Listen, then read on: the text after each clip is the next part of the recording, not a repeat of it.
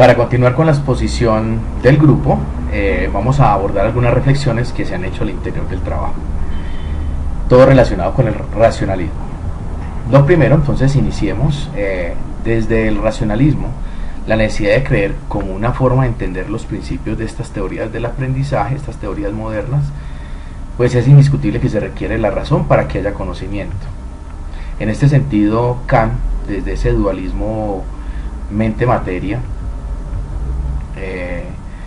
nos ha planteado que esto está influenciado por un mundo externo desordenado, es decir, tiende a la entropía, pero se percibe ordenado porque la mente lo impone, es decir, la mente ordena lo que en el exterior está desordenado. Por tanto, no es posible conocer el mundo tal como es, sino solo cómo se percibe. Siguiendo con estas reflexiones, y de acuerdo a lo anterior, como segunda reflexión, pues más bien el conocimiento es empírico en el sentido en que la información se toma del mundo y la mente la interpreta. Sin embargo, es claro que es una relación entre estas dos posturas que nos lleva a la construcción del conocimiento.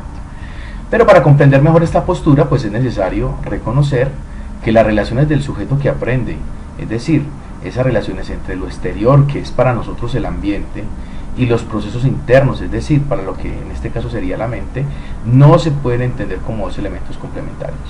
Y esto es importante porque hoy en día, es decir, todo el avance científico alrededor de los procesos, de la fisiología del ser humano, pues nos llevan a entender esto de una dinámica diferente. No podemos ver al ser humano como algo que está en el ambiente y donde el ambiente es algo externo a él y que pues lo que ocurre afuera es diferente a lo que ocurre adentro.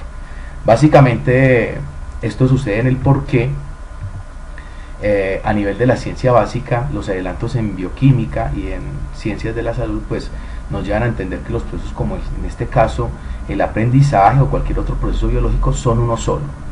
Es decir, biológicamente se conoce que la expresión de un gen, que básicamente nosotros somos la interacción de una expresión genética, es decir, todo lo que los comportamientos, nuestras emociones, nuestras estructuras, todo depende de la expresión genética. Eso es una de las, digamos, de las posturas que en el conocimiento hoy a la actualidad pues no se puede desconocer.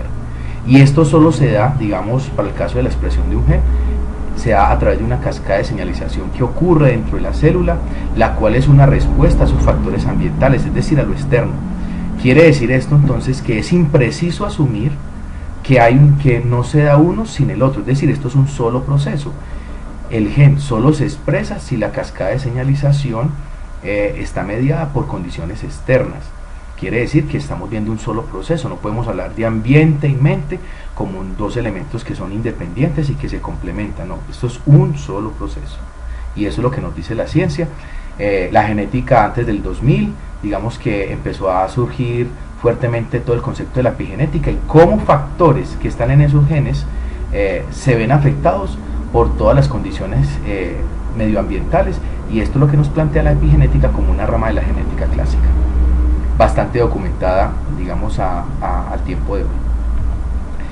Avanzando entonces, tenemos la tercera reflexión frente a la práctica. Entonces, en la práctica educativa es importante generar espacios para el aprendizaje, estos espacios donde la postura filosófica como el racionalismo permite enfocar la información desde el mundo cercano del estudiante, así como el empirismo lo aporta desde las asociaciones y las experiencias que plantean.